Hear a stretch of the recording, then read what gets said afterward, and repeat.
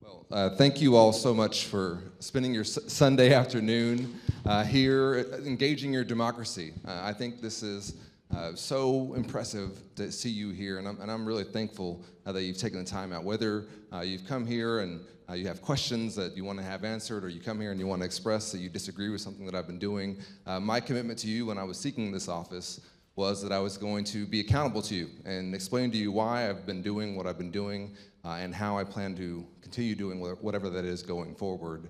I hope you've seen that we've hit the ground running.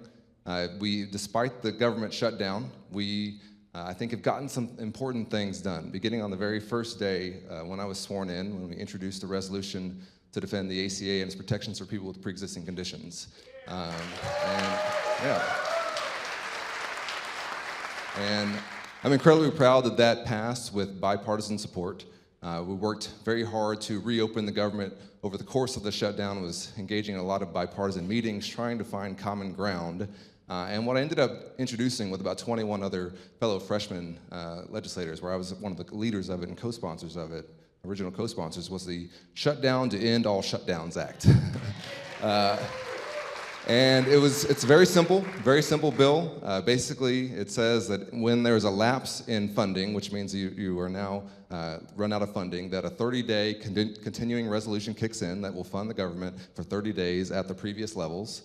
Then, after that, the pain really kicks in for the decision makers instead of for the people who are working and who should be getting paid for the work that they're doing. So it means no pay for members of Congress. It means no pay for executive branch officials in senior positions. It means no golfing for executive branch officials in senior positions. And it called for daily quorum calls, meaning that every single day Congress would have to be in session, at least meeting, at least trying to reach a resolution. So I got to be honest with you, we got some pushback from some of the folks who had been there for a while on that bill, but I believe that my constituents, that all of you, that was the kind of bill that you expected of me. And I do think this is going to be true, that multiple elements of that bill are going to become law, and that it will pass with bipartisan support. And so I'm really proud to have led the fight on that. And we just got our committee assignments a couple weeks ago, and I'm really proud of the committees that I'm working on. They are committees that are, by and large, bipartisan. They're committees that I think have a big impact on what we're doing here in North Texas, beginning with the Transportation and Infrastructure Committee. So if you followed along during the course of my time seeking this office, I talked a lot about infrastructure. Now I will be in a position to very actively work on that. In fact, the subcommittees that I'm on deal with highways and roads, railways, and aviation. So those are some things that we have a little bit of here in North Texas. We had our first hearing this week as part of the Transportation and Infrastructure Committee on the large infrastructure bill that we're going to be putting forward. And I do think that you'll see that we'll have a large bill come out of the House that will try to address some of the infrastructure needs that we have in this country. Now, our infrastructure needs are great, and so it's going to be a very large bill, and we'll see exactly how it shakes out. But what I'm committed to doing, and I think we will do this on a bipartisan basis here in North Texas, is pulling down as much of those resources as possible for our area to make sure that as we continue to grow, we can grow in a way that is sustainable. And also from that perch, I'm going to be pushing for the high-speed rail project between Dallas and Houston. So if you I've been following this project. It's a privately funded project, but it's one that I think has really important implications for us as a state and for our country. If you can go from Dallas to Houston in 90 minutes on a train in a relatively comfortable environment, that's going to change a lot of things here in our state. And I think it will also be an example to the rest of the country of what kinds of projects we can use to creatively find ways to address our transportation needs. And it's something that I do think will be bipartisan. It's going to be a huge economic boon for us here. And again, I think that if we can get that project going, it's going to be in our interests. So that's some of the work that I've been doing. That's some of the. I'm also, I should say, on the Veterans Affairs Committee. Thank you. Here in North Texas, we have one of the largest VA facilities in the country. We have a large percentage of veterans in my district, and of course, just here in North Texas generally. And it's a passion of mine to make sure that we take care of our veterans and that they are treated with the respect that they deserve. We too often are able to fund the next weapon system or the next conflict, but don't take care of the men and women who are defending us, and I'm committed to making sure we do that. And actually, just this week, we passed a child care bill for the VA that passed with a bipartisan resolution from me, making sure that any veteran is made aware of the benefits that are available to them. So we're already getting started on that. And then my final committee is the Foreign Affairs Committee. So from that post, we just held our first hearing on the situation in Yemen this week. And if you go to any of my social media channels, you can see my questioning there of the experts who appeared in front of our committee on the situation in Yemen and also how we can counter Iranian influence in that region. For us here in North Texas, we are an international hub, and I think that what happens abroad affects us very deeply. We have an interest in the world being safer and more secure, and we also need to take, for Congress to take, a more active role in our foreign policy than it has in the past, and that's something that we already have taken steps with doing. This week, we voted on a resolution to get involved using the War Powers Act to limit some of what we're doing in Yemen to make sure that whatever our activity is, because if you've been following the situation in Yemen, it is a humanitarian crisis. There are some very terrible things being done, and sometimes it's being done with American-made weapons, and we need to make sure that whatever our involvement is, that we are holding that accountable and keeping a very close eye on it. So that's some of the work we've been doing from the beginning. I really, really am looking forward to getting into your questions. I know we have some local updates from a couple of our officials, and then we'll get right to the questions, and we'll collect your cards. And Judge Jenkins is going to draw randomly cards from the basket for as long as our time allows. As Judge Jenkins said, my wife and I are due any moment, basically. And so those of you who have been in this situation know that a due date is just kind of a date they make up, right? So it could be anywhere in this region and anywhere in this time. My wife told me before I left that she didn't think she was going to go into labor in the next couple of hours. You know, the plans of mice and men and all that. And if something does happen, the only reason I will leave you will be to deal with that. And I thank you again for coming out here.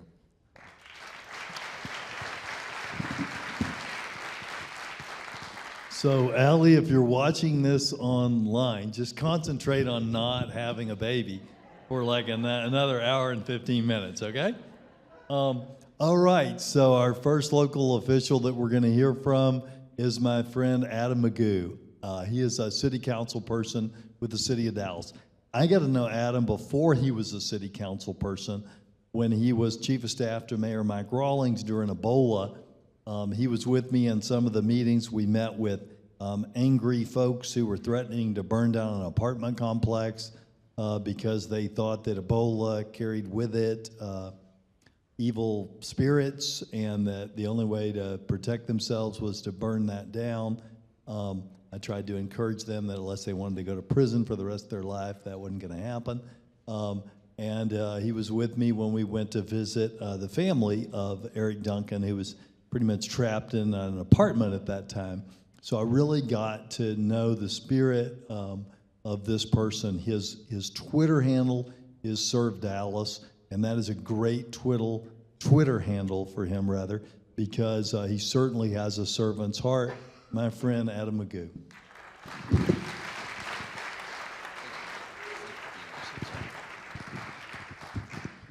You know, so normally at the first town hall meeting, I would get to welcome the new congressman to the area, but he's not new to this area. He's already been around. He's been very engaged. We've met at City Hall. We got the opportunity to pray together at the New Mount Zion Church with Pastor Tommy Brown. He's already showing to be very engaged in many of the issues that we're dealing with that are the most important issues to this area of the city, but certainly our entire city as well. I'm also thankful to share the stage with a friend of mine coming up next, Miss Representative Ana Maria Ramos, who sounds good to say that. Most people don't know that we have about a 15-year history of working together in some of the tougher areas of the city, teaching and working together at El Centro College, and in every step of the way serving the people who need it the most and who I love calling a friend and public servant. And so, man, I'm thankful you're on infrastructure. Many know that one of the bigger issues we've dealt with over the last year has been the expansion of LBJ from 75 all the way down to 30. And we are now in procurement. I'm thankful to say that that process and that project is moving forward.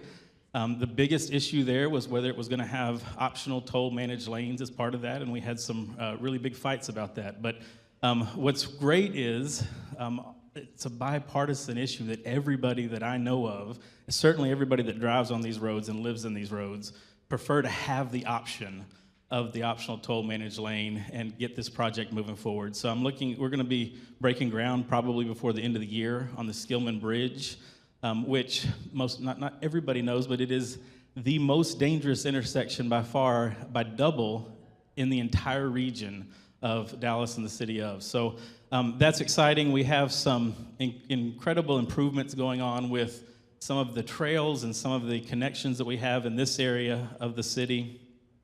And I'm the chair of public safety for the city of Dallas. And tomorrow we will be briefed at the Public Safety Committee on changes and improvements to the Citizens Police Review Board. So that will be a process. We're not finished yet, but we're moving substantially on increasing some of the transparency and accountability of that interaction.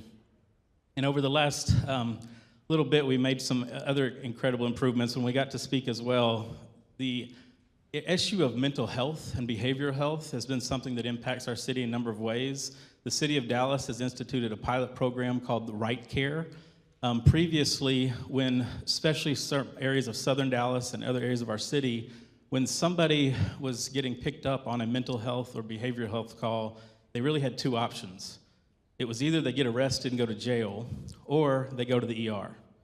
And the city has put together a program where now we send someone from Parkland, a DPD, and an EMS paramedic out and provide other options, other treatments, other avenues so that we can improve those options. And what we've seen already in that pilot program, that now the two previous options are now, of all the cases, 3% and 4% are now what goes to jail or the ER. So we've made a huge step there. And last but not least, so I don't take all your time tonight, we're looking at an integrated health clinic also in southern Dallas that provides avenues for assessment and prevention. We've been in a place where all we've dealt with and all our money and funding has gone to treatment of mental health issues, when at the crisis point it's too late. And so we're piloting this. We have help from a number of partners. There's EdCore is the group. Christy Myers is here, has helped lay some of that effort as well. And so we're looking at providing a nationwide model on integrating not just the behavioral health care, but when you go in and get your blood pressure checked and your weight checked and everything, you also ought to check the mental health issues as well. And if we do that in advance, we can really have an impact on how we're using our police, how we're using our fire, how our community's getting treated, and just make our area better. So I thank you for this invite. Thank you for the participation. I look forward to working with you on a regular basis. And I thank everybody for being here. And welcome to District 10, Lake Highlands, Hamilton Park, and North Lake Highlands. Thank you.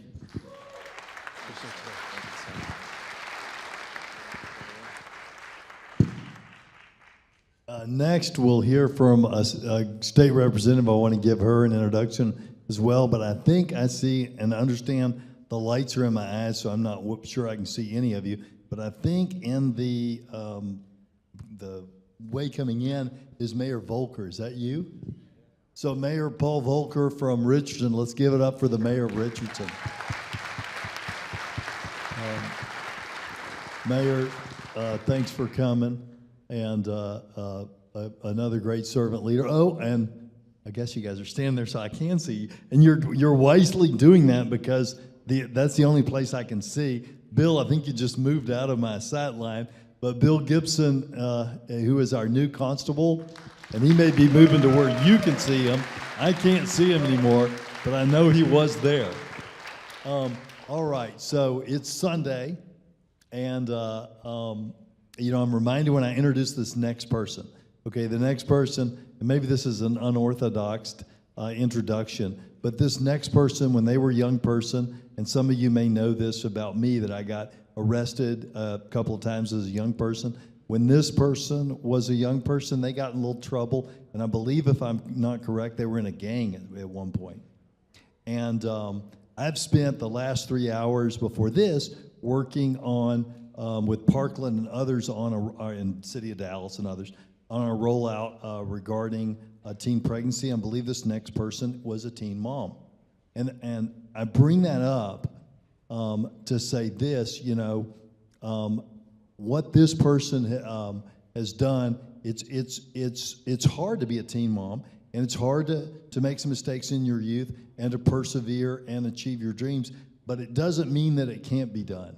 And when people think that it can't be done, what I think from my faith tradition is they want to put God in a box, and they want to put us in a box, and they want to define who we are based on stereotypes of what they see. But my great-grandmother used to say that any man can count the seeds in an apple, but only God can count the apples in one seed.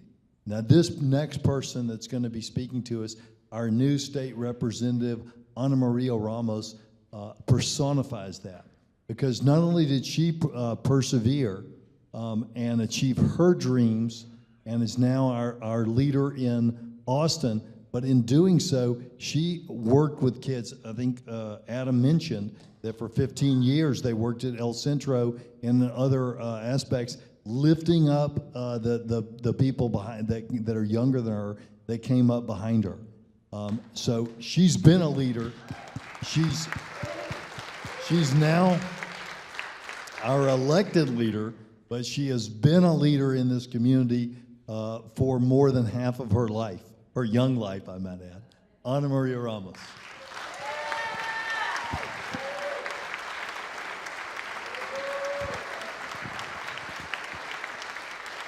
Thank you so much, Commissioner.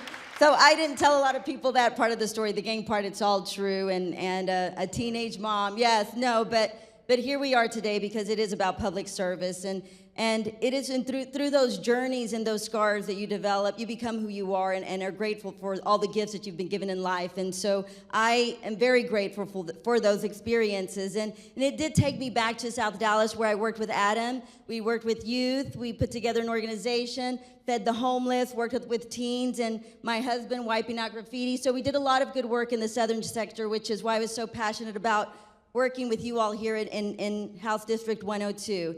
So I am your youth state representative for those who live in House District 102, which is North Dallas, Richardson, Addison, and Garland. And I'm very grateful for having this opportunity. And it's through those experiences that I had in my former career that allowed me to really build a relationship and somewhat what I like to call a spiritual revolution in all of the volunteers and the team members during our campaign. But now we're moving forward. So as your new state representative, we have put together what's called an action steering committee. Action, all coming together in our neighborhood steering committee, based on a model that was part of a nonprofit that I worked with in the southern sector in South Dallas called Jubilee Park. And I encourage all of you, I'm sharing this with you because I encourage all of you, those residents who are in our district, to join our Action Steering Committee. In the steering committee, we have 6 different task forces. We have housing, economic development, education, public health, community outreach. There's another one. I knew I was going to do the Rick Perry thing, right? That that last one.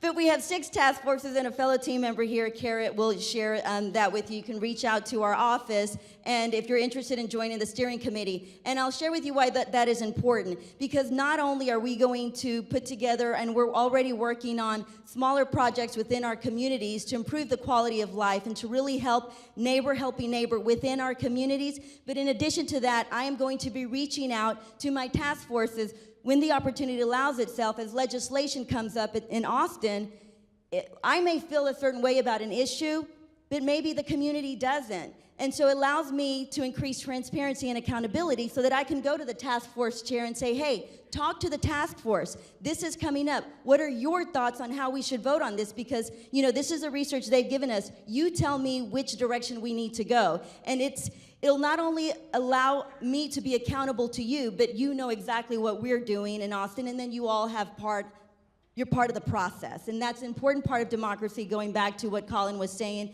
It is about democracy. It is why we are here. We truly believe in it, all 3 of us, and Constable Patterson and Mayor Volker. And, I just want to say thank you so much for you all being here, and we're going to do our best to really work and improve the quality of lives of everybody. Thank you so much.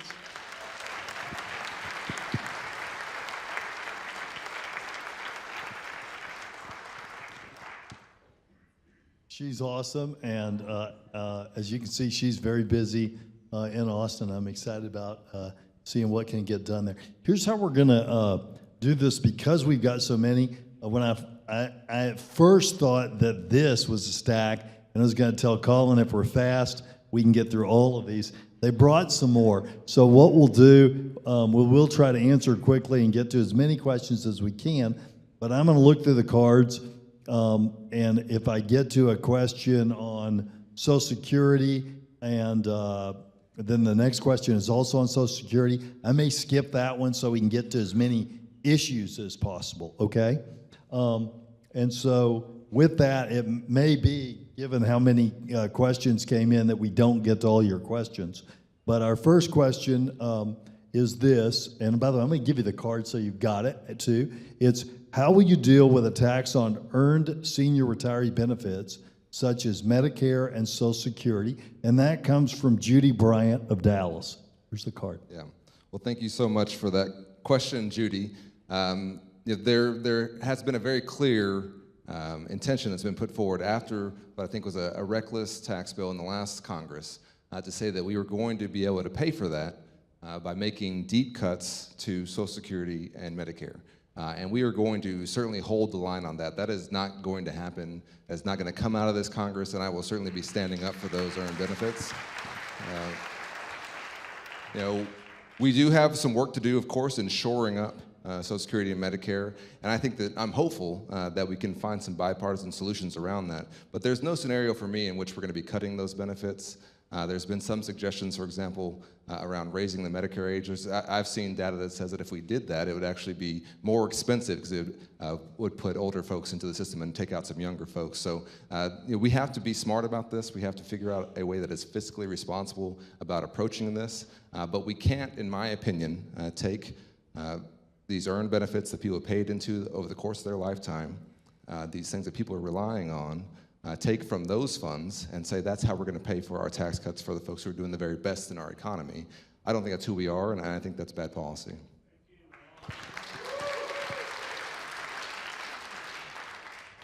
Thank you. Our next question comes from Steve Cotton of Dallas.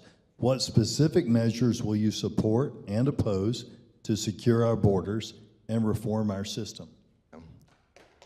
This is a very good question. Obviously, it's very topical. We are in the middle of, we just ended the longest government shutdown in history over this, and I think that I've actually had some very productive bipartisan conversations around border security. And I want to separate out border security from this idea, this kind of nebulous idea of a wall from sea to shining sea, because those things are not the same thing. If we actually want to secure our borders, we need to be investing in the technology and in the person power that will allow us to do that. You may not know, I didn't know this previously, that the Coast Guard is only able to interdict about 25% of the shipments that they know are coming into our country. We need to expand that capacity. 90% of the drugs that come into, 90% of the heroin that comes into our country enters through ports of entry in our airports. The vast, vast majority of our drugs do as well. If we are serious about border security, that also includes beefing up our ports of entry and our airports. Now, let's also be very clear. We have over 600 miles of physical barriers along the southern border that were passed with bipartisan support. And where appropriate, I think that's fine. I'm fine with expanding where we need to, as the experts say we need to, with repairing existing structures where the experts say we need to be doing that. I don't think that it is in the American interest, the people of this district's interest, for us to spend billions and billions of dollars on an ineffective wall that will not do the job that it was intended to do.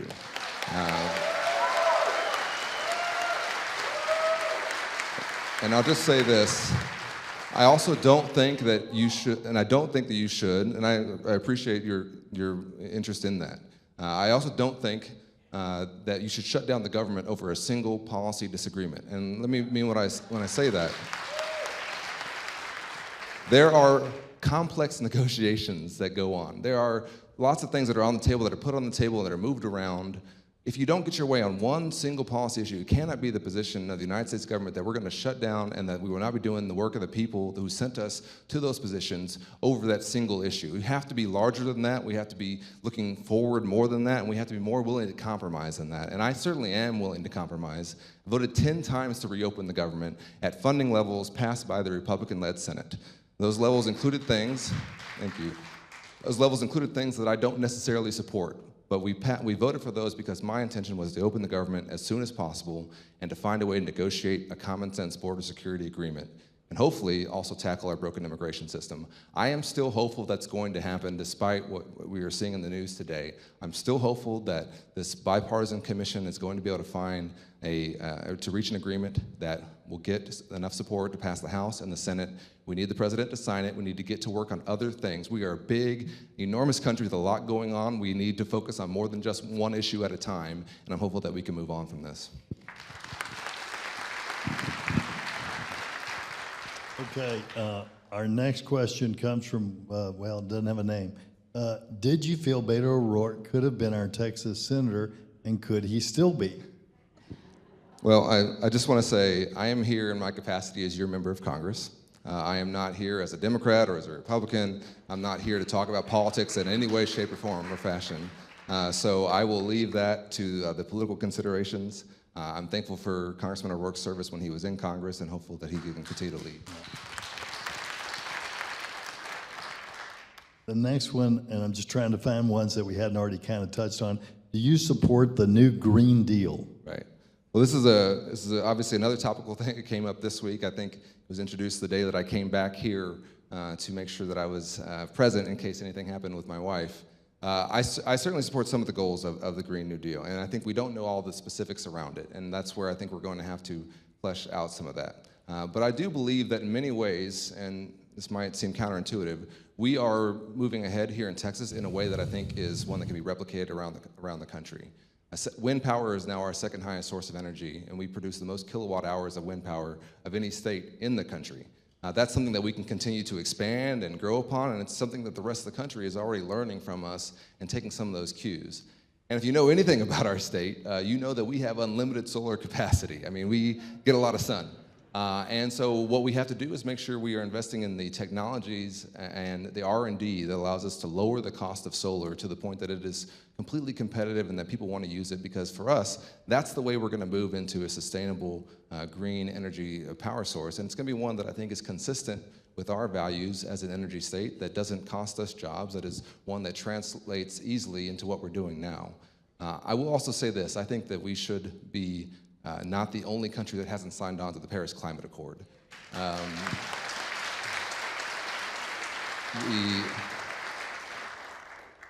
And when I say that, I am joined by the largest oil companies here in our country, the Shell and Mobil and others, who sent a letter to the president saying, please don't withdraw from the Paris Climate Accord. There's actually broad agreement that we are facing a crisis. There is good business to be made in moving into the green and renewable energy space. We are an energy state, and we should be leading the way in the new era of energy. Next question, what can Congress do to reduce the national deficit? Well, this is a critical question, and it kind of goes into some of what we were talking about earlier around Medicare and Social Security. It begins with not making what I think are fiscally irresponsible decisions, and that I would include in the tax bill that passed in the last Congress, that we have seen is going to add $1.9 trillion, and that's not my estimate, that's the estimate of the Congressional Budget Office, which is a nonpartisan entity that just looks at numbers and says this is what's going to likely happen. It's going to add $1.9 trillion to our deficit. The deficit is ballooning already. You've seen, I think the Dallas Morning News has reported pretty well on this, that the deficit is rising in part because we're taking in less revenue. So there are multiple ways we have to go about it. One of them is to increase our growth by investing in things that allow us to grow economically. And that's why I'm so interested in transportation and infrastructure and all that goes into that. Because for us to continue to grow our economy, we're gonna have to do it in a way that is sustainable and in a way that allows our businesses to continue to thrive and grow as our population increases. And so we want to grow the economy, we want to make fiscally sound ideas and fiscally sound decisions, and we do need to address some of the largest drivers of our debt. And I think that can be done in a way that is consistent with our values. I hope that we can find some bipartisan agreement around that. But it is an increasing concern for me, especially as we've seen since the tax bill, the estimates have shown that this is not playing out the way that we had been told it would, and that it's going to increase our deficit, and it actively is right now. Thank you. All right, let's do a couple of foreign policy. What is your position on U.S. intervention in Venezuela?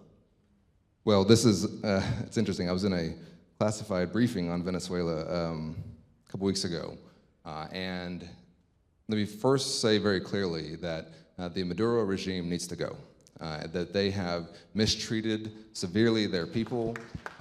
It is, for us, as Americans in the Western Hemisphere, we have a humanitarian crisis going on in Venezuela. There are 3 million people who have already fled that country.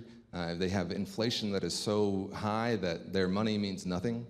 There are people who are starving, and the aid that we are sending to Venezuela is being blocked by the Maduro regime. He should step down, and we've already recognized, and I agree with the Trump administration's move to recognize the opposition leader, to move on, to try and give Venezuela a fresh start. Let me also be very clear. I do not support a military intervention into Venezuela. And in many ways, I think it could be counterproductive for the end goal that we're going for, which is to see the Venezuelan people choose a new direction and to have that be legitimately backed up and done through their processes.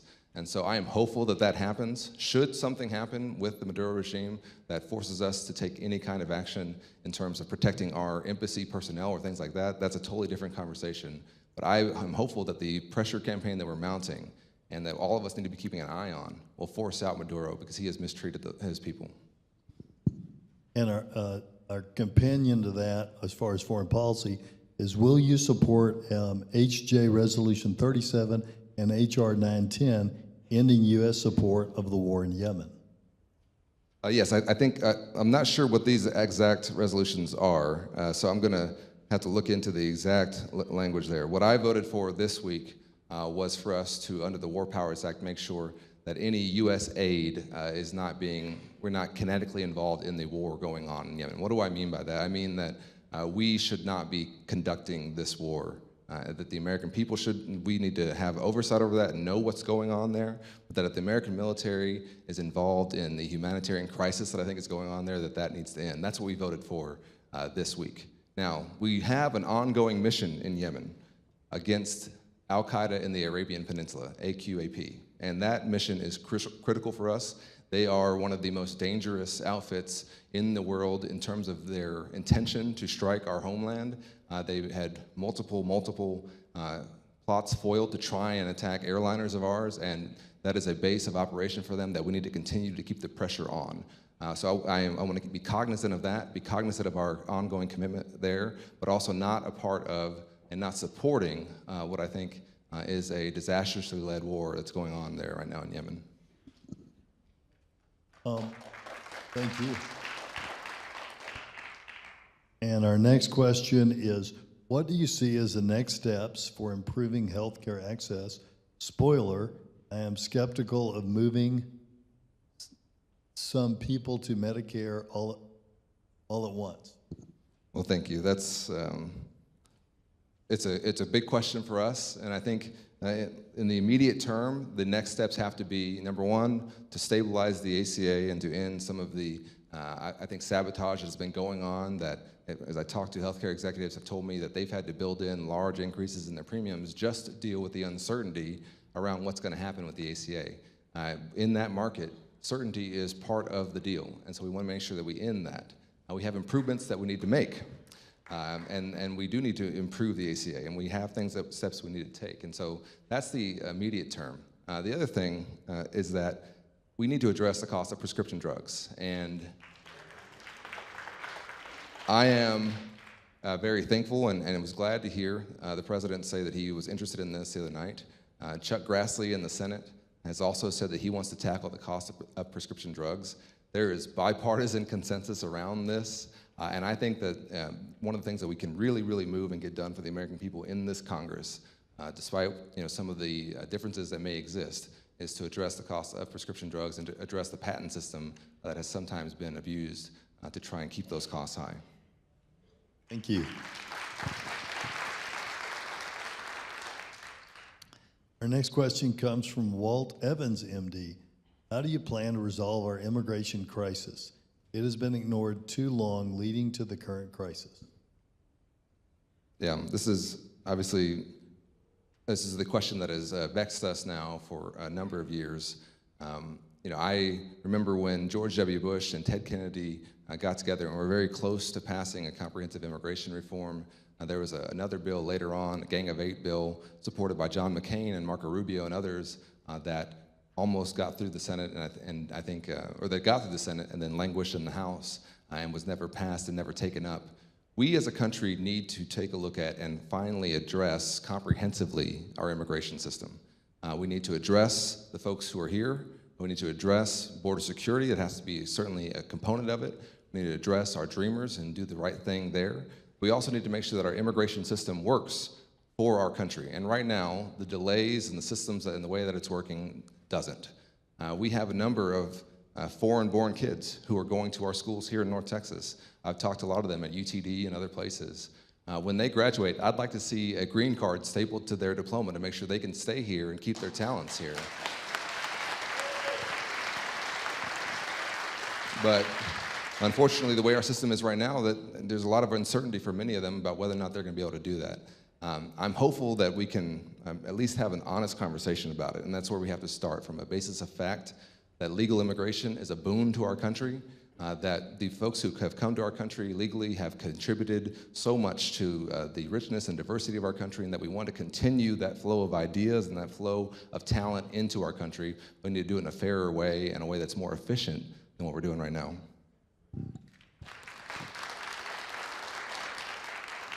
Well, here's a short one, but one that I think people will want to know about. Do you have an office in Dallas now?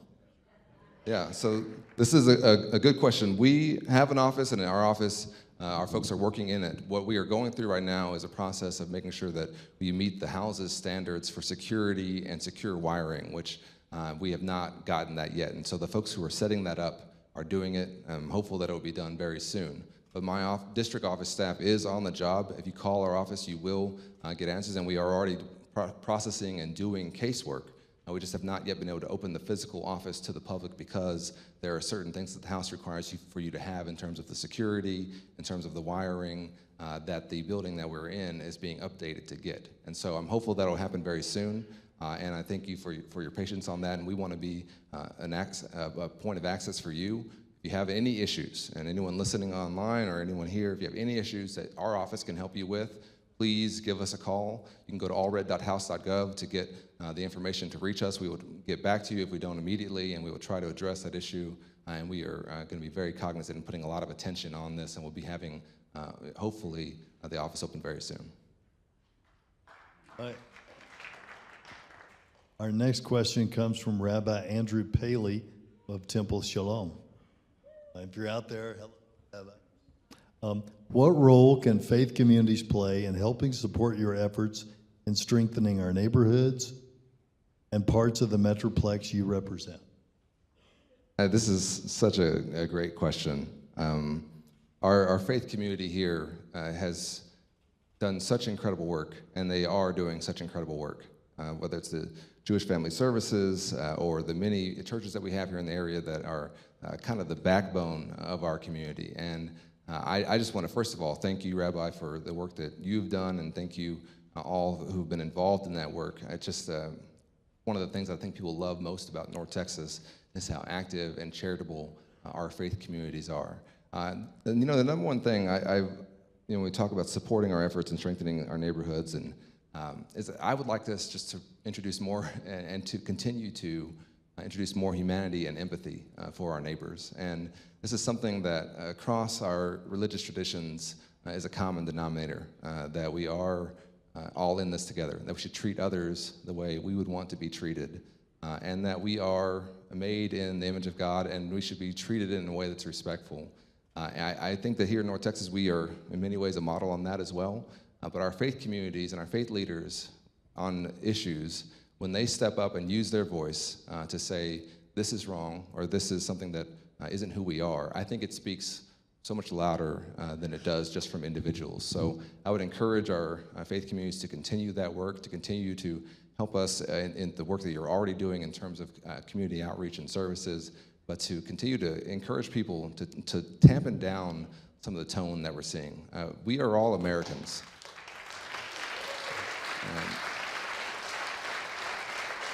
You know, we're all Americans. We're in this together. We may not agree on everything, but especially in a time like this where divisions are being highlighted, I would like that unifying factor to be even louder than it has been. All right, I'm going to read the next one, but also preface it, because what I'm doing is looking through them and finding that we have several of sort of the same thing. So this one says, what is your stand on BDS, boycott, divestiture, and sanction of Israel? We've had others that say, what is your position on the anti-BDS? So basically, there's two bills there, one for boycott, divestiture, and sanction, one opposing that. What's your position? Yeah, well, I am on the Foreign Affairs Committee, and my subcommittee is the Middle East and counterterrorism. And so I'm going to be putting a lot of focus on this region, certainly, and I'm a huge, huge supporter of Israel and believe that we must continue to support our neighbors there in Israel. They are not just our allies. We share so many common values. It's the only functioning democracy in the Middle East. They do live in a rough neighborhood and deserve and need our continued support in making sure that they can defend themselves. And I am personally opposed to any efforts around BDS. And I think that these are things that I certainly do not support personally. What I am looking at right now in terms of the legislation that I've heard about but haven't seen presented in the House is whether or not we can enforce this in a way that's consistent with our constitutional values.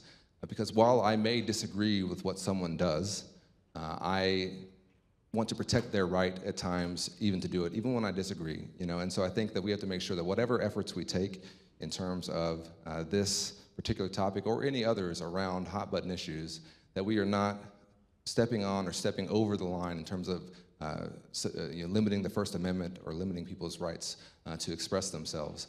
I go back to kind of the founding fathers saying, I would disagree with everything you say, but we'll fight to the death for your right to say it.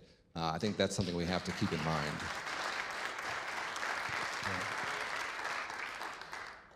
Again, somewhat paraphrasing some of them because we've had several regarding taxes. I'm going to read this one, kind of give you an extra sentence on it. Regarding taxes, is in setting the tax rate or any taxation changes, how do you decide what constitutes fair share for the wealthy, and how does that compare to a middle-class person's fair share? And we've had other questions asking about what changes in taxation you see coming down the pipe. So just your thoughts on our tax system. Yeah. Well, I do think that we needed to have a tax reform. And I think that what I was disappointed in the last Congress was that it didn't start with the middle class and build it out from there. At the very least, the middle class tax cut should have been permanent. And I think that I want to make sure that we are not putting the tax burden I think is currently on our middle class, and that we're doing everything we can to alleviate that. We also have to recognize that we are now more unequal in terms of income inequality than we have been since the roaring 20s. And this is a problem for us that is going to affect every single aspect of our society and that is infecting our democracy. It's one of the reasons why I'm proud to be a co-sponsor of H.R. 1, which is intended to keep money out of politics, to make sure that as much as possible, your voices remain the ones that drive our political decisions. I am a believer in the Warren Buffett rule. Warren Buffett said that he doesn't think that he should pay a lower tax rate than his assistant, and I think that's probably something that should be applied.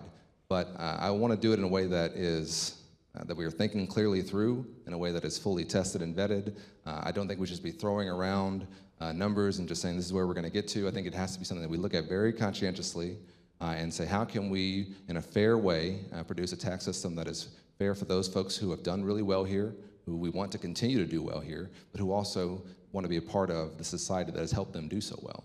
So we have to balance those equities, and that's what I'm going to be looking to try to do. Thank you. I'm not on social media. What is the best way for me to follow your legislative activity? Yeah. Well, we will be doing a newsletter. We'll be sending that out, and so that people can get that, hopefully, and that will come directly to you. We also, of course, have our website at allred.house.gov that you can go to make sure that you can follow along with what we're doing. And I will be holding periodic town halls. This is not the only town hall we will be having. And so I'm hopeful that we can take our message to the constituents and let you know what I'm doing and why I'm doing it and how I'm doing it. And once we are fully staffed up, we'll also be trying to canvass some neighborhoods and try to talk to folks about what's going on and make sure that we are keeping our ear to the ground. This is something that I'm just really committed to doing, and it's something that I hope that we can be a model in terms of how we do constituent services, how we keep our ear to the ground, and how we keep you informed about what we're doing. Great. Our next question comes from David Galbraith. What can be done to improve the Social Security Administration's ability to solve problems within the system? Well, that's a good question. I've made a commitment that I will say when I don't know exactly what the question is, and I'm not exactly sure what this question is referring to in terms of the Social Security Administration's ability to go about things. What I do know is that we need to give our agencies the flexibility to do what they have to do, but we also have to perform oversight of what they're doing. And that applies to the Social Security Administration, it applies to all of our agencies. This should be a cooperative process, one in which the Congress works with the executive branch to make sure that we're doing the best job for the American people. And I am concerned at times that there have been leaders put in places of authority in many of these agencies who try to undermine the mission of that agency in a way that I don't think is consistent with any goals of the agency in a way that I think is harmful to the American people. And so that's what I'm going to be keeping a very close eye on. Right. Our next question, with the 2020 presidential election picking up more coverage, what will you do to protect voting rights and ensure clean and fair elections?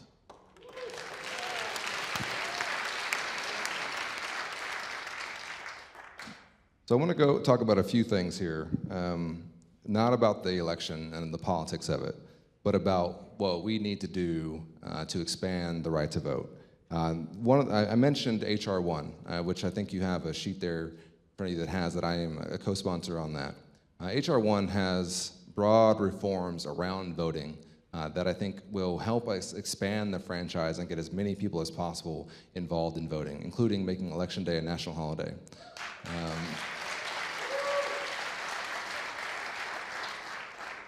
I'm concerned that I've heard from some of my colleagues that they think that would be a power grab. I believe that if more people vote, it'll be better for our democracy, and we don't know who they're going to vote for. That's the whole idea.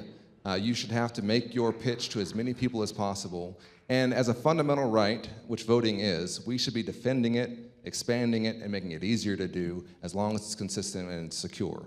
And that is something that I'm committed to doing. In my previous career, I was a voting rights attorney. I've seen some of the very varied methods that states and localities can come up with to try to restrict the right to vote. And part of also of H.R. 1 is restoring the Voting Rights Act. I think is a real priority and that we need to be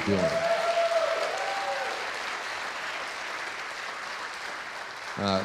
There's one other aspect that I want to talk about, though, on voting, and that is foreign interference in our elections.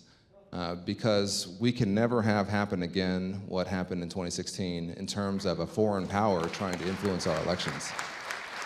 And this should be a bipartisan issue, and I do think I have some Republican colleagues certainly who agree with this. This should be a bipartisan issue that we want no foreign power to try and meddle in our elections and try to determine who will become our leaders. That is just a common sense thing. We don't know, it might be one party now to be another party later. The whole idea is that we do not want that and we want to be combating that. And the House has taken some steps in a very bipartisan fashion, I'll say, to try and stand up to some of the bad actors. We put sanctions on Oleg Deripaska and his industries under the Obama administration. Those sanctions were recently lifted by the Trump administration, but there was an overwhelming vote in the House, overwhelming bipartisan support a few weeks ago to try and keep those sanctions in place. Because when you meddle in our elections, there should be consequences, and there should be consequences for the people who are involved in that. And we need to be standing up on a bipartisan fashion and making sure that that happens. And we're going to be taking other steps to protect our elections in the 2020 election. I had the pleasure of visiting with some of our intelligence folks and going over to the NSA, and I know, and I can tell you, that there are foreign actors who are actively trying to get charged up and ready to get involved in our 2020 election, and we have to be ready for that.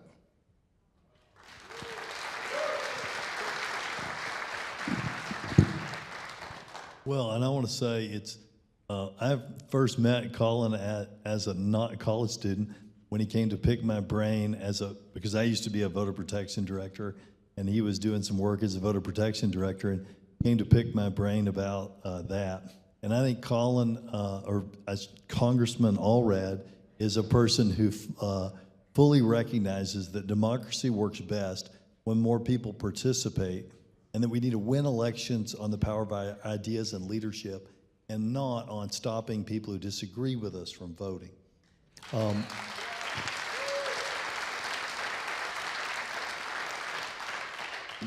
We've got a couple of statements, and you don't even need to respond to these, but just so we get more people's stuff out there, I'm going to read a couple of statements. Shutdowns, there should be a check and balance between the Congress and the president on government shutdowns that last longer than 10 days, even if this requires a veto override to establish. And I think the congressman's already spoken to that. And here's another statement. I have to be concerned about the administration shutting down the atomic clock service with shortwave radio station WWV. I want to see this continue. And here's a question. What's been the most surprising part of the job so far? Well, I spoke about this on a panel that I appeared on not long ago. Number one, I will say this. The folks who are serving in our Congress, particularly the freshman members of both parties, because I've gotten to know them a little bit better, are people who I believe are in this for the right reasons, who I think are good people. We disagree on some issues, of course, but I have been impressed with the caliber and character of my colleagues. I really have. And I would particularly apply that to the incoming freshmen. I think that these folks ran for the right reasons, are trying to serve for the right reasons, and even if we don't agree across the line on everything that they're doing, I hope that what you're seeing, and I hope that what you will see, is that in this time of need for our country, a lot of people step forward who I think are interested in this for the right reasons. One thing, and there is a select committee on reforming Congress that is kind of studying things that we need to do better in Congress, that I have kind of raised for them, is the amount of time that we have to consider legislation. I was surprised by how short it is, and I'm surprised at how quickly some of that can move. I think that we want our legislators to be able to have conversations, to be able to talk about legislation, to be able to debate it in a way on the House floor that is accessible to the public and that you can hear and see. Debate has largely disappeared from the Congress. In fact, we had a semi-debate the other day in our Foreign Affairs Committee with a really good debate between a couple of foreign policy experts on that committee. They were both members, one Republican, one Democrat, and I saw a reporter saying, well, you know, holy cow, an actual debate breaks out in Congress, you know. And what they did was, in that debate, they both raised and elevated issues that I think we all were interested in and wanted to hear, and that the American people deserve to hear about. And one of the things that I am hopeful that we can improve in the future is the amount of time to debate and discuss legislation before we actually move on voting for it. That, I think, will produce better legislation. I think it will raise issues, as I said, that we might not have thought about before. And then you will be able to follow along and get a real, kind of live feed on what those issues are and how that will impact your life. I think that's what you should expect from the United States Congress, and one of the greatest deliberative bodies in the world, and I think we can do better in that regard.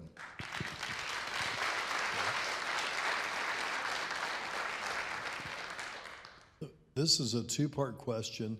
The second part of this question, though, I've got 3 or 4 on.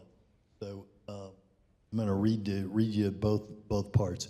What legislation is being contemplated that will ensure the president is above the law, or perhaps is not above the law? And then the second part is something I've gotten 3 or 4 on. and it is, what are you doing to encourage the use of mass transit? And I've got several about how can we improve mass transit and light rail. That's great. Okay. Okay, so just to address the first question, no one in our country should be above the law. No one. And that's not a partisan statement. I think that should apply across the board. We must have the systems in place that if you break the law, or if you're someone who is a part of conspiracies to break the law, that you can be held accountable for that.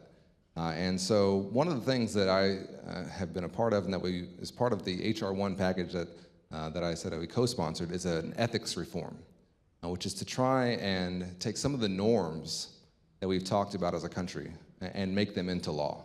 And those norms are pretty basic. It's that you shouldn't be financially benefiting from the office you're holding. And why is that important? It's not that I don't want people to be able to make money. It's that we want to make sure that the actions you take are in the interest of your constituents and the American people, and not in terms of helping your pocketbook, right?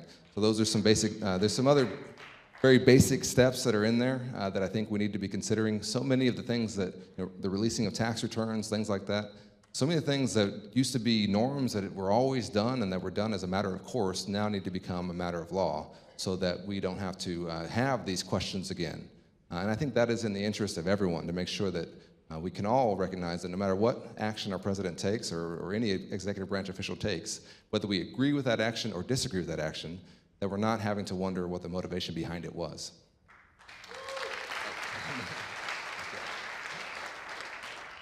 Okay, and then the other issue is, what are you doing to encourage the use of mass transit? And I think it's a very, very good question and a very good point, especially for us here in North Texas. We need to recognize the scale of the task that's ahead of us. We are going to double in size by 2050. Here in North Texas, we will double in size by 2050. Our growth is not going anywhere. Nothing will stop it. That is just going to happen. It's going to happen organically from our own population growth, also from people moving here. We are a destination location. So we're going to have to find creative ways to get around. And I've been met with TxDOT. We've done a lot of work in terms of how we're going to expand some of our highways. Councilman Magoo talked a little bit about 635. I think that we are going to have a good project there to make that corridor safer, and also one that isn't so bogged down in traffic. From 635 north on 75, I've met TxDOT about what we can do there to expand the lanes and to try and ease some of the increasing traffic burden that's happening there. And there are other roadway projects that are going to be in the works that I think are going to be really important. I mentioned high-speed rail, and I think that that's something we need to talk about here as well, because high-speed rail for us is something that I think could be particularly effective in Texas, because we do have major metropolitan areas that are not that far apart, that could be connected via high-speed rail, and that don't have enormous physical features blocking them in between. I'm talking about, you can connect Dallas and Houston pretty easily. You could connect Houston and Austin, San Antonio. I mean, this is something that we need to be investing in and expanding, and I think that it will be a model for the rest of the country. When they see how it works in Texas, and when they see how efficient and easy it is, I think that there will be other corridors in the country that will say, hey, we want to do that too, and hopefully we can move towards high-speed rail, which will, again, diversify our transportation options. Now, when it comes to mass transit here in Dallas, and Judge Jenkins knows a lot about this, we need to continue to work to make sure that DART is accessible to everyone, and we need to continue to expand the capacity that we have, especially from point to point. And I'm thinking here about buses and some of our other delivery systems. And that's something that I am looking forward to working on the Transportation and Infrastructure Committee, that I know that we're going to be doing a deep dive into. Great. This next question, and we've had more than one on this. The next question comes from Elaine Campbell, who also writes the word results all in caps with a line underneath it. She wants results, and it is about affordable housing and economic mobility. It reads as follows. Many veterans and low income, and Elaine's got some fans clapping already. It's good. That's good. We need affordable housing. Many veterans and low-income families pay their rent with the assistance of vouchers. As it stands now, landlords, and we see this happening a lot in Dallas, landlords can discriminate against them, denying housing based on source of income. These families are currently concentrated in low opportunity neighborhoods due to this discrimination, increasing their shot at economic mobility. So I think that's a statement. And can you speak on your thoughts of how we address that and on the bipartisan Fair Housing Improvement Act that was introduced last year to address this? Okay, great. This is a great question. I worked at the Department of Housing and Urban Development in the Obama administration. I'm intimately aware of what the housing issues that we're facing. And of course, as Judge Jenkins said, we have a significant fair housing issue here in North Texas. And we do have an issue with Section 8 voucher housing being rejected by landlords. That's something we need to be looking at, how we can limit that. It's a source of income. If we're going to pay the rent, then it shouldn't matter so much about what the source of that rent is. But we also, and this is something that doesn't get talked about enough, we need to increase our housing capacity. We don't have enough affordable housing. So we need to be building more affordable housing structures. We need to be making sure that those structures are not isolated and that people can actually live in them and contribute to our economy, whether that's on a public transportation line or nearby access to roads. We need to be just increasing our capacity, period. Because as I said, our population growth is just going through the roof. And that is driving also our affordable housing issue that we are already facing. And as we are looking at this as a city and as a region about how we're going to continue to grow, we can't do it in a way that divides people up and that leaves too many people behind. And this is already an issue that we're facing here in Dallas, where costs have gone up and are driving people out of their neighborhoods, or driving people out of their homes. I think that we need to be creative about how we can do that. There was a bill put forward in the State House, I think in the last legislative session, that was dealing with grandfathering or grandparenting in the property taxes on some of these homes in some of these areas where the taxes are going way up. They're looking at other ways that even if you are forced to move, that we help you find a place to move to. These are common sense things that I hope we can do and that we can address, but it begins with the willingness to understand that there is an issue and to say, how are we going to tackle this in a way that is sustainable? And to me, there's a number of things around Section 8 that have to be addressed, but we have to just, period, start increasing our housing supply, investing in more housing, and making sure that the housing that we are building is affordable. Great.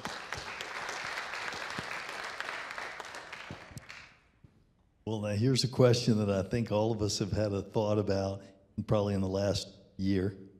Will there ever be a time in my lifetime, I'm 66, when we will see Congress set aside partisanship? And that's from Gary Overby of Saxe. So I'm going to give you 30 years, Gary, because medicine is amazing and my mom's 86 years young. So how about the next 30 years? Is that going to happen? Right. Well, as I said, I've formed some good relationships across the aisle. I had the pleasure of doing a visit with Dr. Burgess to the Louisville Lake system and seeing some of the challenges that we face there with our lakes here in North Texas. For him, it's a recreational area and it's a great boon to his district. For my district and for us, if that lake floods, then my district floods. And so we have a very vested interest in making sure that there's no catastrophic failure there. And it's also, of course, our drinking water. And I think many of us also grew up going to those lakes, so we like that. And that's a bipartisan thing that we agreed on. Van Taylor, who is a neighbor in terms of area to mine, we have had very productive meetings around what we can do for water projects, also around 75. We're going to be speaking, I think, with one voice on many of those infrastructure projects. Right now, my staff is trying to lead an effort to address the high-speed rail project that I talked about with a bipartisan letter from members of Congress here in Dallas and Houston from both parties saying that we believe this is something that needs to get done. Please move forward with it. That's addressed to the Trump administration. My first act was that resolution that I mentioned that passed with bipartisan support, and we passed another amendment to the VA child care bill with bipartisan support, and 70% of the votes that I've taken in Congress have been bipartisan. I say all that for you to understand that sometimes what hits the news and what gets highlighted is just our differences, and you can get the impression that we only disagree, right? And I don't think that's true. And that's not been my experience. I've only been there 5 weeks, right? So it hasn't been that long. But in my experience so far, it is certainly not true that we can't agree on anything. There are things we agree on, and there are big things even that we can agree on. And even when we're talking about the border security issue, in our bipartisan meetings that I was a part of, as I was talking to my colleagues on the other side, we had pretty much broad consensus about what needed to be done in terms of how to secure the border. There were a few hang-ups, but we felt like we could probably get past those. And I'm just hopeful that moving forward, if we put the emphasis on wanting our members of Congress and our leaders in Congress to act in a bipartisan fashion, that they will also then have the pressure to act in a bipartisan fashion. And so I think that's what my district wants. I think that's what this district wants, is for me to behave in a bipartisan fashion. That's what I've been trying to do. And I ask you to try and look past some of the headlines sometimes that just highlight where we differ and see that there actually is some agreement there. And I'm hopeful that we can change your mind a little bit about whether or not Congress will ever get past partisanship.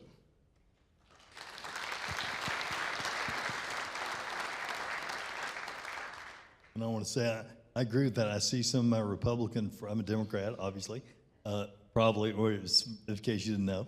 And I see some of my Republican friends here in the audience, and I will tell you 95% of the time, we are all working together on issues. It's just the ones that are in the media that you see us arguing about. Our next question comes from Janie Britton of Garland. Do you support the Equality Act in which gender identity becomes a protected class? I'm proud to be a co-sponsor of the Equality Act, and I'm looking forward.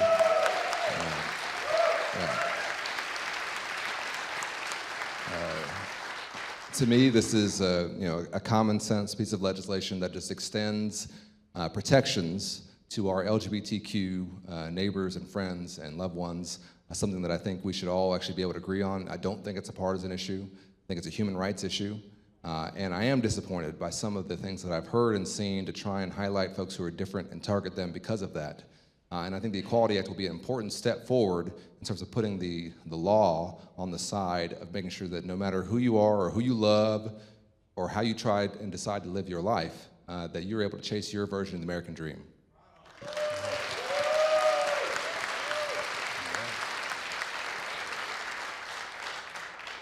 We've had several on this. Let's see. Given that 60 million Americans are without adequate health care, do you support Medicare for all? And let me read a companion to that because this one has someone's name on it. Are you in favor of national health insurance that is Medicare for all? And that second one is Stephen Butler of Richardson. Okay, great questions. So we are currently at 92% coverage in the country. And I believe strongly that we must get to universal coverage and that every person and every American should be able to go see a doctor when they want to. And I think that's a fundamental right. What I have been focused on in the early weeks of this is making sure, as I said, that we can lower the cost of healthcare, lower the cost of prescription drugs, make it more accessible to you, my constituents, and to the American people. And then the question after that is, how do we continue moving forward? And I believe that the best way for us to do that is through a public option, one that competes with private insurers, that will allow people to choose a low-cost government option if they so choose as their health insurance, and that I think will lower costs for all of us. And that's something that I think will move us in the right direction. But my fundamental goal, that I certainly agree with some of the ideas that are being put out there, is that everyone should have coverage, that everyone should be able to go see a doctor when they want to. And why do I say that? I mean, it's personally important to me. My family, we certainly have faced a number of health issues with my mom battling breast cancer and things like that. But it's also true that with us having the highest uninsured rate in the country here in Texas, we have a backdoor tax, and Judge Jenkins can speak to this. We have a backdoor tax on all of us. The cost of that uncompensated care when people go to our emergency room, to Parkland Hospital, that we are all paying. And so what we're trying to do here is lower costs overall. That's what I think the goal has to be. Lower costs and increase coverage, right? So the way we do that is by allowing people to be healthier. And you can't be healthier if you aren't able to get preventative care along the way. Too often, we are seeing large emergency room bills coming out of things that could have been solved with a pill 6 months earlier had that person been able to go see a doctor. That's a financial decision for us as a society that we could have saved an amount of money and also been consistent with our values in terms of making sure that person got the care they needed. My guest to the State of the Union was Nathan Cortez, who was the husband of Natalie Cortez, who passed away last January, who was a lawyer. They met in law school. Nathan is a teacher at SMU Law School. And Natalie came to one of my events when I was seeking this office and introduced herself to me. And it was the day that the House had voted to repeal the ACA. And she came that day from chemotherapy. And she told me that she was there because she was worried about future moms like her down the road who wouldn't be able to get the care that they needed if protections for pre-existing conditions went away or if lifetime caps came back, because she knew she would have blown through any lifetime cap very early in her treatment. And as I got to know Natalie, she spent the final months of her life as she was saying her goodbyes while she was in a tremendous amount of pain, talking about healthcare and the importance of it in a nonpartisan way, saying everyone should be able to go see a doctor, everyone should be able to get the care they need. I don't care, what party you are. And she was an extremely powerful voice. And she's somebody who I keep in mind whenever we talk about these policies and these issues. I think about Natalie, and I think about whether or not she would be proud of what I'm doing and what we're doing. This is something that isn't a partisan issue, in my opinion. Cancer doesn't care what party you are or what your view of the healthcare system is. I think that we are paying the most in the world for the least care. And we need to be open to reforms to that. It needs to be done in a way that's consistent with who we are. It needs to be done in a way that is sustainable and that doesn't just throw our system into havoc. But we do need to be moving forward. And I'm happy that we're beginning by taking some steps to end, as I said, the sabotage of the ACA and to lower the cost of prescription drugs. But from there, we're going to have a very honest and open conversation as a region and as a country about how we're going to continue to close those gaps and lower coverage for everybody.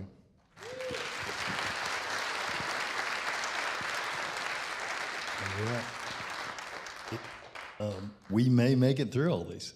So we'll have to have a lightning round, though. What are we doing to get a path to citizenship for DACA recipients and dreamers? And that question comes from Emily Wynn of Dallas. Yeah, thank you, Emily. Certainly, I support the DREAM Act, which would put into law the DACA program. And I think that we should get that passed. And I think that it is something that there is bipartisan support for. We've seen that. I think that it's a common sense step, that we are going to allow these kids who came here as children, this is the only country they've ever known, that they should be allowed to stay here as long as they're contributing to our economy and following our laws. And that's something that I think we should be able to agree on. In terms of comprehensive immigration reform, we absolutely need to address it. And I talked about that earlier. And I'm hopeful that we can have a fact-based, honest conversation about it and that we can move forward on it. But that may not happen in the immediate term, but I'm hopeful that all of us will keep an eye on this and continue to pressure our public leaders to address our immigration system, because it is broken and needs repair.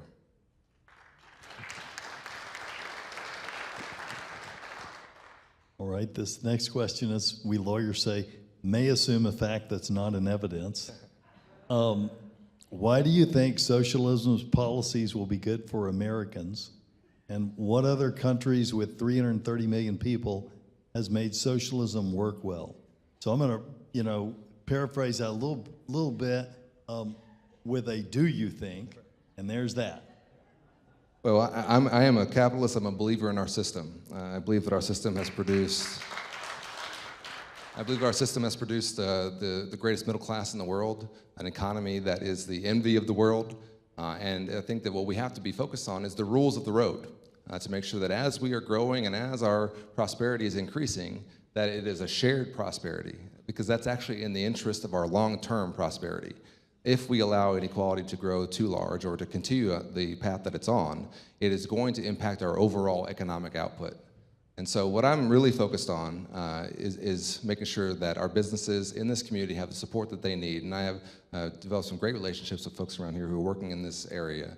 And it's not just some of the things you might think when you talk to business leaders about what they actually need. It begins with infrastructure. It also begins with a workforce that is employable and that has the skills that they need to get into the jobs that they have open that they can't fill right now. I was talking about the high-speed rail project between Dallas and Houston. That's going to take 10,000 skilled workers to build that. And from the experts that I've spoken to about our infrastructure package, When we pass that infrastructure package, the bottleneck on getting it done isn't going to be the money or the willingness from the municipalities to get it done. The bottleneck is going to be the skilled labor to get it done. And so we need to make smart investments in our labor force as well. And that means education. That means investing in our education system, making sure that kids are graduating with the skills they need to compete in this economy, in the 21st century economy. As we continue to move towards automation, as machine learning and AI become a larger part of our economy, you're going to have to be literate in technology if you're going to compete in this economy. And so we're going to do that, I think, by, number one, universal pre-K. Every kid should be able to go to pre-K. But number two, we need to pay our teachers what they're worth, because the number one,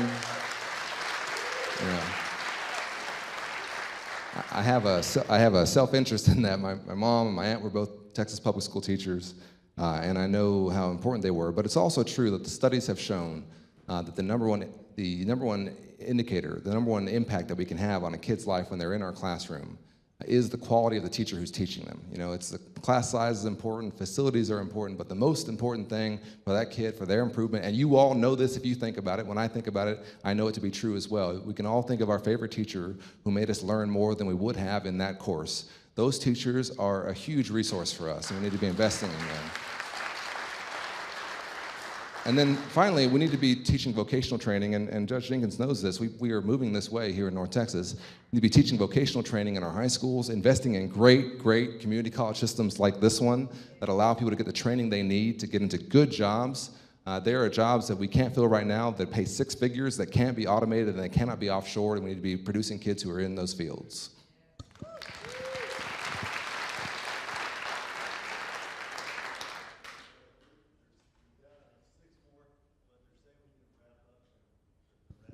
Sure. Well, you want to just knock a couple out? Yeah, just knock a couple out. You get your microphone there. Lightning round. Yeah, lightning. Okay, lightning round. Do you have any ideas about safety in our public schools, or in our schools, rather? Absolutely, and I've co-sponsored, as you can see on that bill, universal background check bill that will make sure that if you buy a weapon, everyone should get a background check. All right. Why doesn't the House start working on an infrastructure bill? And before that, a little slam against the president, but we're not here to slam people. So I cut that part out. Yeah. Well, we are. We had our first hearing this week, and we're going to be moving on infrastructure very quickly. All right. State governments are weakening the power of cities at self-governance. This can result in cities not having enough funds for maintenance and to pay workers like public safety personnel. What can we do at a national level to alleviate this? And that's from Andrew Laska of Richardson. Thank you, Andrew. It's certainly right that we have too often gotten in the way of our cities and how they're doing and improving. Our Richardson mayor is here. I think we've talked about this actually, that what we need is for Washington and for Austin to get out of the way at times and to not get in the way. I want to be a partner and not somebody that's getting in the way of what we're trying to do here. And a little bit of a broad one here from Lauren Elaine Brown. What can be done to ensure that no one's constitutional rights are being violated? Who's? From Lauren Elaine. Oh, I'm sorry. I'm throwing them in here instead of. Okay, so I'm throwing them in there as I'm lightning round. That no one's constitutional rights are being violated. I didn't know. Okay. Well, here there's some very basic steps we can take, but it begins, I think, with access to the ballot, voting rights. That's the best defense of any other right, is to be able to vote your values and to vote for the things that you believe in. But we also need to be. Thank you, and as I said, we need to pass the Equality Act to make sure that everyone is being treated the same, and to try and stamp down in every way we can discrimination. And will you support efforts to hold Saudi Arabia accountable for the murder of Jamal Khashoggi? Yes. Yeah. These last two questions, and I saved these for last because, well, I'll do the second to last one first. Because the way I read this, it's really asking, what's your moral center? Why should we follow you? And this is from Bill Beazle of Dallas. You've already established your position on most issues, so I wonder, where do your ideas come from, and why should I trust you to take my money and implement those positions, whether it be border, healthcare, national security, etc. Yeah. Well, my ideas come from growing up here and from knowing this region and loving this region. And I did try to make very clear when I was seeking this office what I was intending to do. I think that that's what you should deserve from the folks who are seeking to be in these positions, and I'm hoping that you will hold me accountable over the course of this time to make sure that I continue to keep my focus on those issues: healthcare, infrastructure, job training, the things that are really important in North Texas. And our last question comes from Mitzi Walsh. What can we as citizens do to improve our community? Challenge us to do better. It's a great one to finish on.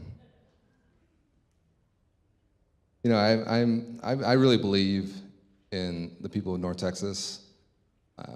Some of you might know my story was made possible by people in this area going above and beyond the call of whatever their job was, whether it was as a public school teacher or as a YMCA counselor, or just many of the people who came into my life and who extended a helping hand to me.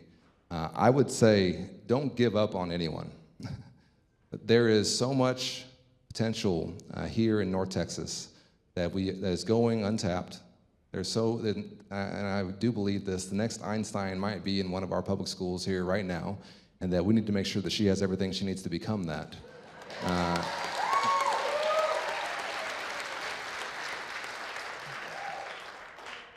We are in this together, and I think that North Texans are a good-hearted, open-minded people who give people a chance. And I'm asking all of you to help in keeping that going and to combat some of the cynicism that we see creeping into our public system.